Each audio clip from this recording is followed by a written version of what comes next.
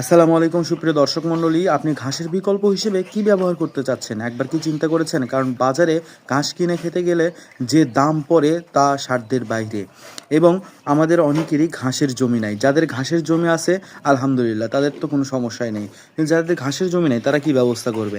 যেমন আমি এরকম একটা বিপদে পড়েছি। আমার গাভীটি কয়েকদিন আগে বাচ্চা দিয়েছে। তো এখন দুধ প্রোডাকশনের জন্য তাকে পর্যাপ্ত পরিমাণে ঘাস দিতে হবে। যদিও সব গরুকেই নর্মালি ঘাস দিতে হয়, তো আমার এই গাভীকে দিনে অন্তপক্ষে 5 থেকে 7 কেজি বা 6 কেজি বা 8 কেজি নিম্ন ঘাস দিতে হবে। তো ঘাসের সোর্স আমি খুঁজে পাচ্ছি না, যার ফলে আমি ঘাসের বিকল্প হিসেবে একটা ব্যবস্থা করেছি, সেটা হচ্ছে সাইলেজ।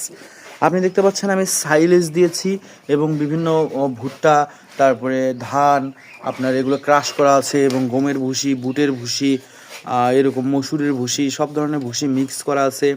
এগুলোর সাথে আমি সাইলেজ দিয়েছি। এখানে ভুসি মিক্স আছে 1.5 কেজি, সাইলেজ আছে আপনার 2.5 কেজি।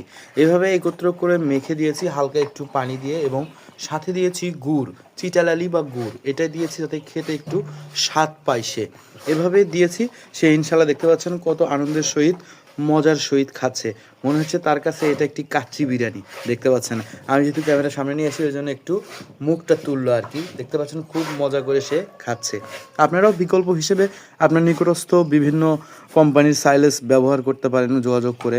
ইনশাল্লাহ ভালো রেজাল্ট পাবেন, দুধের প্রোডাকশনও বাড়বে, গরুর ফিটনেসও ঠিক থাকবে। দেখতে পাচ্ছেন বাচ্চা দেওয়ার পরে এই গরুটির একেবারে ফিটনেস ঠিক নাই, হাড় বের হয়ে গেছে।